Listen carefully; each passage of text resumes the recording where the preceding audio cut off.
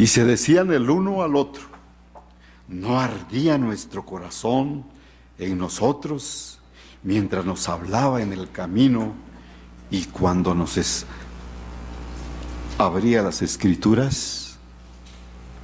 Este es un texto que debe de hablar también a nuestro corazón en esta mañana.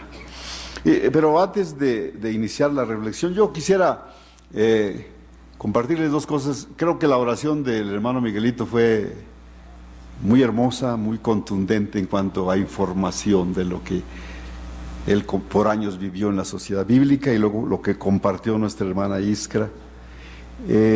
Aun cuando no es tan sencillo todo eso. Hace años, antes de entregarle el Nuevo Testamento en purépecha, se entregó una porción de Marcos, el Evangelio de Marcos.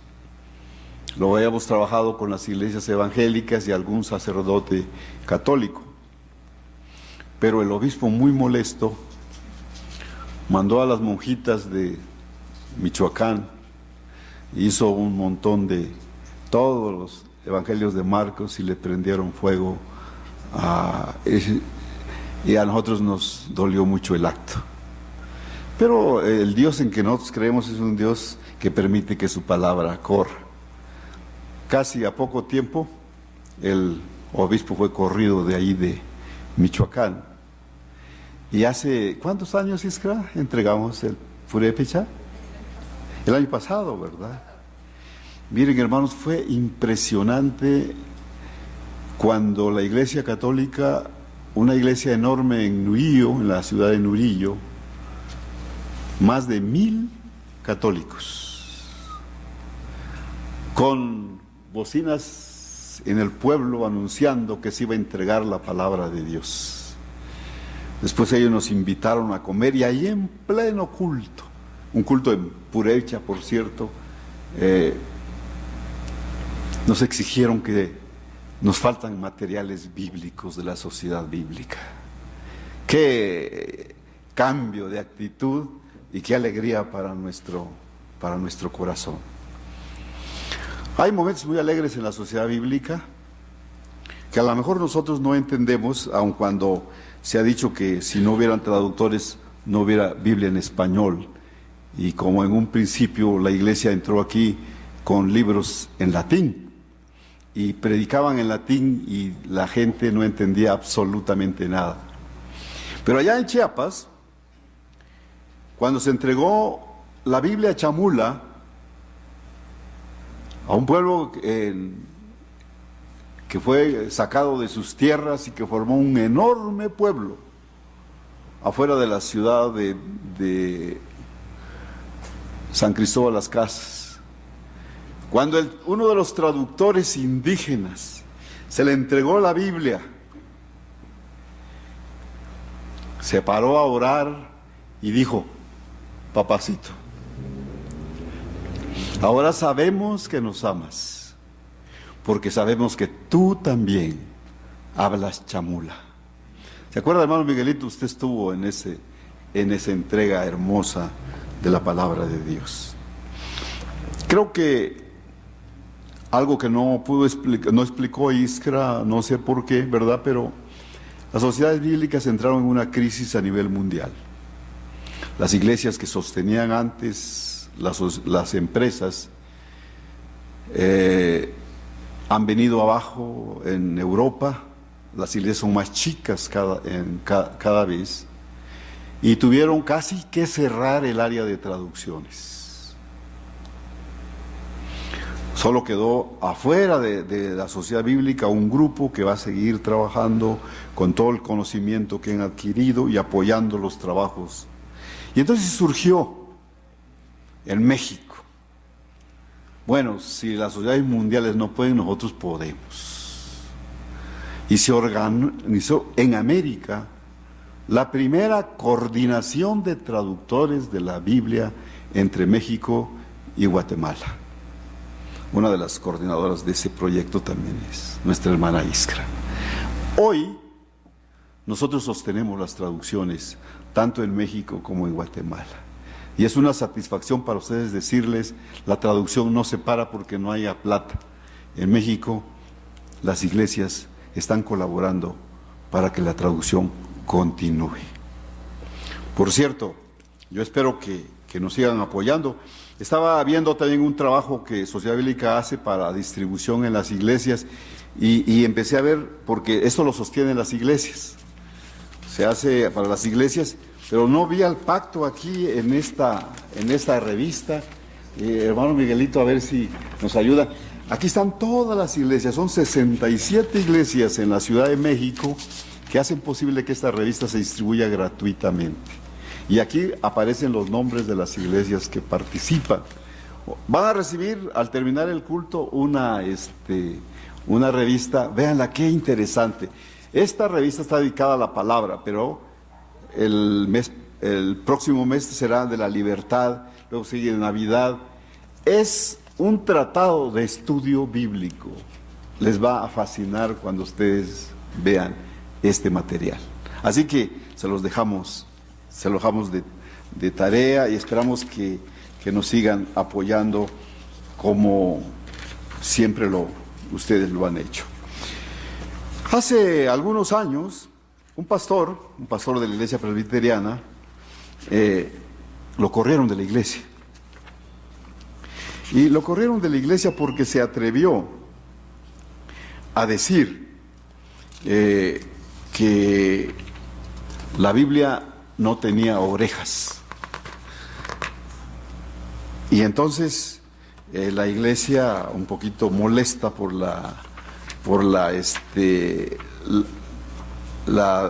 el dicho del pastor. ¿Qué es lo que el pastor quiso decir? Pues ustedes han cantado alguna vez el himno Santa Biblia, ¿no? Santa Biblia para mí decía, este es un loor a la Biblia, y la Biblia no tiene orejas para escuchar. Y los hermanos molestos de la iglesia le dieron las gracias al pastor. El pastor tenía razón en decir que la Biblia no tiene orejas, pero no tenía razón en el sentido de decir que la Biblia no es digna de cantos.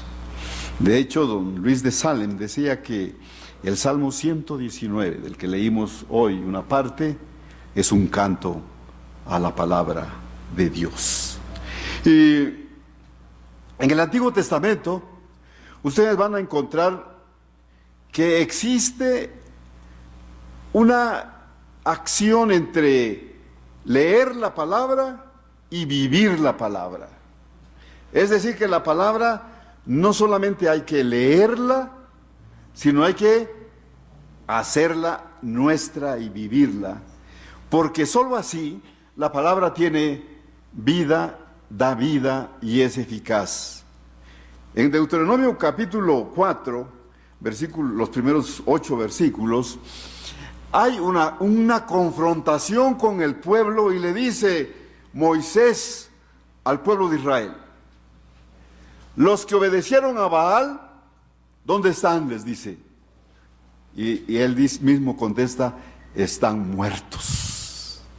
Los que obedecieron a Dios y a su palabra están vivos. Por lo tanto, el asunto de la palabra de Dios es de vida o es de muerte. Quien la obedece, la vive, vive. Quien no la obedece, se muere.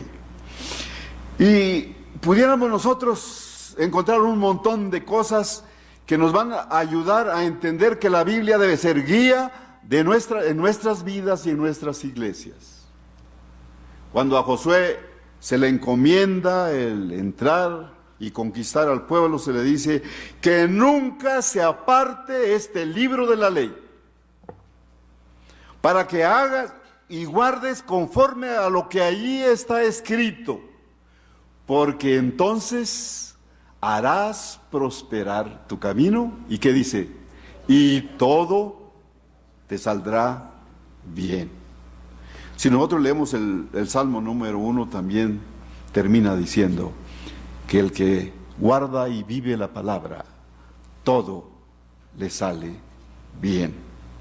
Así que en ese sentido, ¿verdad?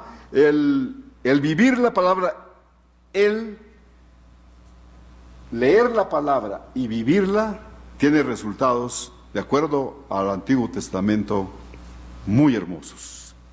Sin embargo, yo quiero meterlos en un problema hoy. Porque entre leer la palabra y vivir la palabra, pudiera haber un verbo que necesitamos estudiar hoy. Y es, usted puede leer, pero no entender. Tratar de vivir y vivir sin entender es como la fe del carbonero, que no sabe por qué, solo sabe que debe creer. Y en ese sentido entendemos al etíope que cuando está leyendo la palabra, el etíope se le pregunta, ¿entiendes lo que lees? Y él dice, ¿cómo voy a entender si nadie me ayuda? Y yo creo que a veces los cristianos creemos que entendemos la palabra. Y valdría la pena que hoy miráramos este texto de Lucas, de estos dos discípulos que caminan hacia Emmaús, y camináramos con ellos tantito para ver qué es lo que había pasado, que habían oído la palabra, intentaban vivirla, pero no la habían entendido. Creo que todos nosotros entendemos el ambiente en que se escribe el texto. Un ambiente de tristeza, de dolor, de ojos nublados, oscurecidos por todo lo que había pasado. Un pueblo que había perdido a su líder, sus proyectos, su esperanza, habían quedado clavados en una cruz y caminaban de regreso a casa con la tristeza reflejada en el rostro. Pero es importante que esta historia termina en un ambiente de alegría, de regocijo y de esperanza. Es interesante todo lo que aquí sucedía. ¿Por qué iban tristes? Jesús es un caminante como nosotros y se incorpora en nuestro camino para hacernos esas preguntas. ¿Por qué están tristes? ¿Por qué caminan a veces sin rumbo? ¿Qué es lo que ustedes tienen? Y a veces le contestamos a Jesús exactamente como contestan los: ¿qué eres, un ignorante tú? ¿Que no sabes lo que ha sucedido aquí? ¿Que no sabes que han elevado los impuestos? ¿Que nos han cargado la gasolina cada vez más alta? ¿Que estamos atribulados por un montón de problemas? Y tú nos preguntas por qué estamos tristes y por qué estamos cabizbajos. Y Jesús dice: ¿no has oído las cosas que han sucedido? ¿Qué cosas? Pues que de Jesús Nazareno, hombre. Ese varón de poder en la palabra y en las obras delante de Dios y de la gente.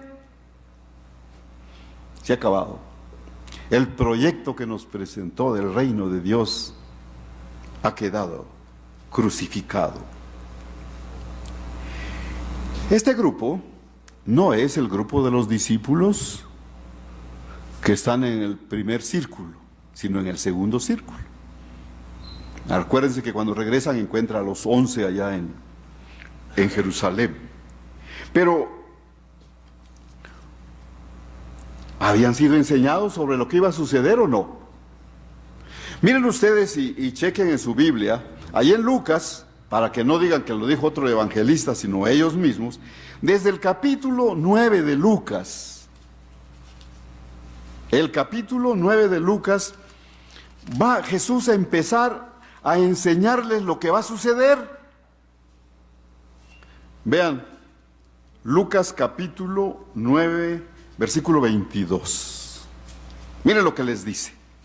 Diciendo: es necesario que el Hijo del Hombre padezca muchas cosas y sea desechado por los ancianos, por los principales sacerdotes y por los escribas, y que sea muerto y resucite al tercer día. Enseñanza para los apóstoles. Pasen ustedes al versículo 44 de ese mismo capítulo 9. Y miren qué les dice. Haced que os penetren bien en los oídos estas palabras, porque acontecerá que el Hijo del Hombre será entregado en manos de los hombres. Dice, mas ellos no entendieron estas palabras, pues les estaban vedadas para que no las entendiesen y temían preguntarle sobre estas palabras. Capítulo 18 de Lucas, del mismo Lucas, versículo 31. Chéquenlo. Jesús les vuelve a decir, tomando Jesús a los 12 les dijo, he aquí subimos a Jerusalén, y se cumplirán todas las cosas escritas por los profetas acerca del Hijo del Hombre. Pues será entregado a los gentiles y será escarnecido, y enfrentado y escupido, y después que le hayan azotado le matarán, mas al tercer día resucitará. Pero ellos nada comprendían de estas cosas, y estas palabras les era encubierta y no entendían lo que se les decía. ¿Qué alumnos? No sé qué harían ustedes con alumnos así, ¿no? Que no, de plano, no entienden, ¿no? Sin embargo, sobre ellos iba a recaer la organización de la iglesia, iban a ser los grandes pilares de la iglesia. Este grupo, que no entendía por más que les decían, tuvo como dijéramos, algo muy positivo, porque si nosotros los miramos, pudiéramos decir qué ignorantes fueron, ¿no? Y luego ni siquiera se animaban a preguntar por algo que Jesús les llama insensatos. Y sin embargo, siguieron con Jesús, caminaron con Él hacia Jerusalén, confiaron en Jesús. Qué interesante es la vida de los apóstoles. Vivieron, aunque no entendieron lo que había pasado. El concepto de Jesús es que ellos tenían de Jesús es impresionante. Porque aunque no creían en la resurrección en ese momento, cuando hablaron de Jesús con Jesús, sin saber que era Jesús, dicen, es que es un hombre de una poderosa palabra y de un poder en obras. Sí, pues habían visto todas las obras que Jesús había hecho, no solamente delante de los hombres, sino también delante de Dios. Entonces dice que Él les abrió las Escrituras y empezó a decirles lo que de Él decían, empezando por los profetas, terminando por todos ellos, y aún así ellos no entendían. Sin embargo, dice, después reconocen cómo ardía nuestro corazón cuando Él hablaba de la palabra. Entonces aquí hay un problema serio. Habían oído y habían vivido, pero no entendían. ¿No nos pudiera pasar a nosotros así? Habemos muchos hermanos que hemos venido años y años a la iglesia, y que a veces tratamos y hacemos un esfuerzo por ser cristianos, pero no somos cristianos. Somos religiosos. Hay mucho fariseísmo en nuestras iglesias, y ese fariseísmo es porque hemos oído, aplicamos, pero no entendemos por qué lo hacemos. Fíjense ustedes que el texto es hermoso. De aquí podemos sacar algunas conclusiones bellas para la práctica de la iglesia. Y dice que cuando Jesús, después de porque más o menos son 2 horas de camino entre Jerusalén y Emaús. Ese tiempo tuvo Jesús para hablarles y recordarles sobre lo que decían los profetas de Jesús. Y entonces dice, cuando lo vieron partir el pan, lo reconocieron. Qué interesante es, ¿cómo partiría Jesús el pan? ¿Distinto de los demás? Valdría la pena checar y analizar eso, pero ¿cómo comparte un cristiano el pan? Bueno, hay cristianos que no comparten ni el pan. Pero la alegría con que, y no sé, decía Iskra que los mijes son muy serios, pero ¿cómo compartieron el pan con nosotros? ¿Con qué alegría? Dejaron sus camas para que la gente de Sociedad Bíblica durmiera. Hicieron un caldito ya no usan cucharas, hermanos, nosotros teníamos que agarrar el caldito así, no sabíamos ni cómo comerlo porque ellos no necesitan cucharas ni nada, hacen unas cucharas con las tortillas y qué bien les agarran y le entran duro, ¿no? Pero la manera de compartir el pan de un cristiano es distinto al que no es cristiano. Lo reconocieron cuando compartió el pan. Se le abrieron los ojos cuando escucharon la palabra. Es interesante, hermanos, que escuchar la palabra de Dios abre nuestros ojos. Había un himno anterior, no sé si todavía algún himnario de esos viejitos lo tiene, pero era un himno oración. Abre mis ojos para ver las maravillas de tu ley. Ahora los jóvenes nos quitan todos nuestros himnos, ¿verdad? Y ya andamos pescándole por ahí, pero qué interesante es. Abrió sus ojos, descubrieron a Dios, le reconocieron a Jesús. Y Jesús les dice, escudriñad las Escrituras porque a vosotros os parece que en ellas tenéis la vida eterna, porque ellas son las únicas que dan testimonio de mí. No son los pastores, no somos los predicadores. El testimonio de Jesús es su palabra misma. Es interesante también lo que sucede después de escuchar la palabra de Dios. Ellos ya se habían decepcionado. Dejaron Jerusalén, que era la tarea, y se regresan a su pueblito de Emaús. Cuando reconocen a Jesús, toman la decisión esa misma noche de regresar a Jerusalén. ¿A ustedes les ha tocado alguna vez que algún muchacho, alguna persona se ha ido de la iglesia y que de repente lo vemos por ahí? Dice, es que me encontré con alguien que me recordó la palabra de Dios. En la Sociedad Bíblica estaba a punto de escribirse algo que se llamaba el libro negro. Ahora ya no se puede hablar del libro negro porque las portadas de la Biblia vienen de distintos colores, pero antes era negra, la Biblia era negra. Los presbiterianos acaban de sacar su Biblia con himnario y todos la pidieron negra. Yo les decía, cámbienles de 2 o 3 colores. No, queremos que sea negra. Y negra es la Biblia, la tapa de la sociedad, de la iglesia presbiteriana. Esta historia del libro negro es de un joven que por muchos años sus papás iban a la iglesia.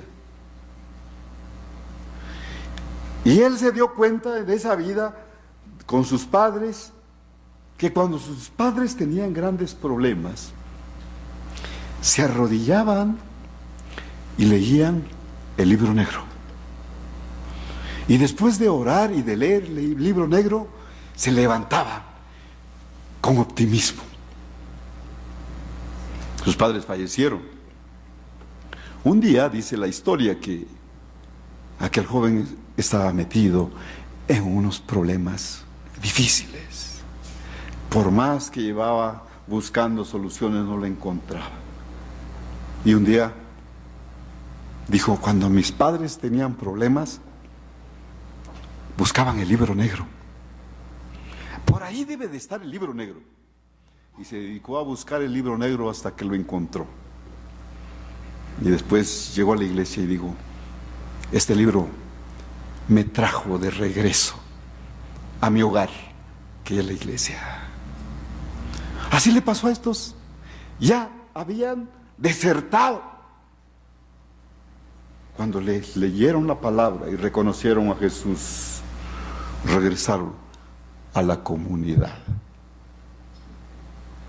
Leer la palabra, entender la palabra, nos hace sentir que somos parte de un pueblo, del pueblo de Dios.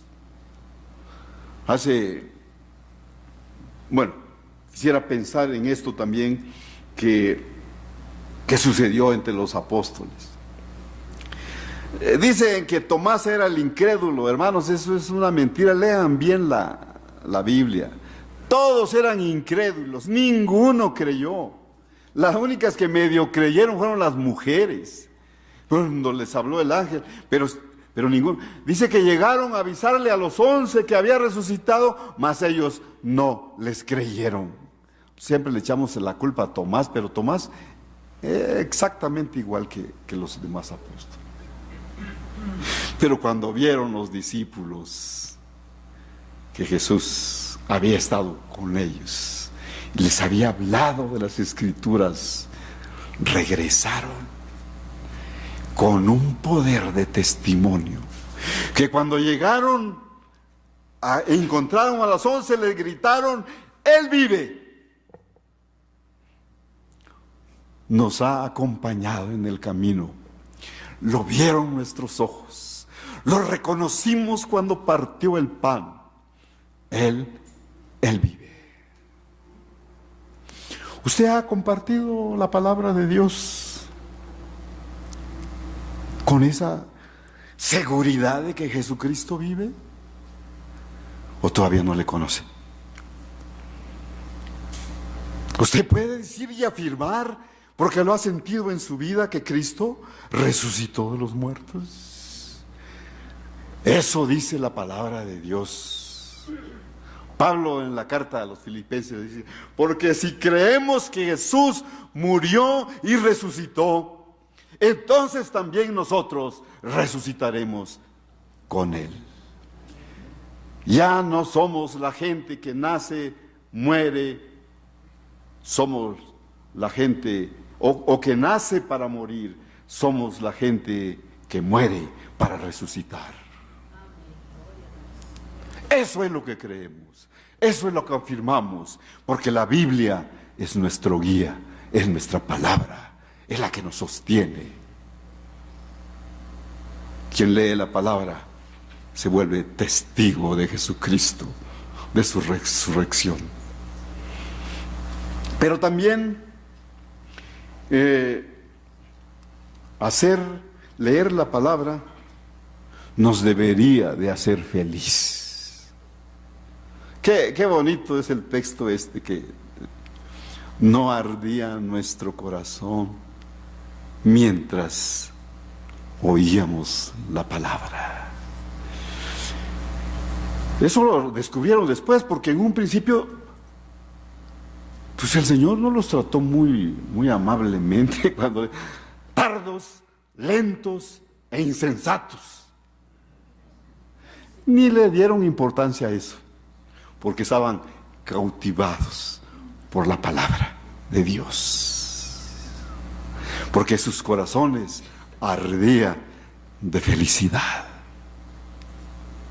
¿Disfruta usted así la palabra, hermano? ¿La disfruta así? ¿Y siente que su corazón brinca de gozo? Deberíamos de hacerlo, ¿verdad? Es decir, aquí hay una cosa muy importante, y como ya el culto terminó, ya se alargó un poquito, voy a cortarle algunas 2, 3 cositas que aquí tenía planeados predicar, para terminar diciendo que la palabra de Dios entender la palabra de Dios no es asunto de nosotros, es un asunto del Espíritu Santo. Es una acción de gracia del Espíritu Santo. Y no depende de que usted esté muy preparado, de que conozca exégesis hermenéutica. Depende de la actitud con que usted se acerque a ella. Todos nos debemos de acercar a la palabra de Dios con humildad, como perdonados, como hijos de Dios, con alegría. Estaba alguien diciendo que la Biblia es la carta de amor de Dios para sus hijos, en donde les dice que los ama, que los quiere, los proyectos que tiene para su vida. Qué hermoso es cuando uno recibe cartas, ¿no? Sobre todo de una persona que uno ama, puede ser un hijo, la esposa, la novia. Uno cuando recibe, bueno, ahora ya no se reciben cartas como antes. Antes era muy emocionante recibir cartas, ¿no? Cuando llegaba el correo, dejaba las cartas hasta rompía uno la carta con tal de abrirla rápido, emocionado porque queríamos saber qué dice esa carta. Así es la Biblia, hermanos. Es la carta de amor de Dios, que solo puede ser interpretada por el Espíritu de Dios. Cada vez que nosotros nos acerquemos a ella, no nos acerquemos como los que ya conocen mucho, sino con humildad. Y ustedes van a ver qué distinto es leer la palabra cuando el Espíritu Santo nos dirige y nos interpreta. Solo así, solo en esa actitud de humildad, la palabra de Dios es nuestro guía para nuestras vidas. Solo así tiene un significado para nuestro corazón. Solo así nos da el camino para seguir. Que Dios nos bendiga, que leamos su palabra, que la compartamos.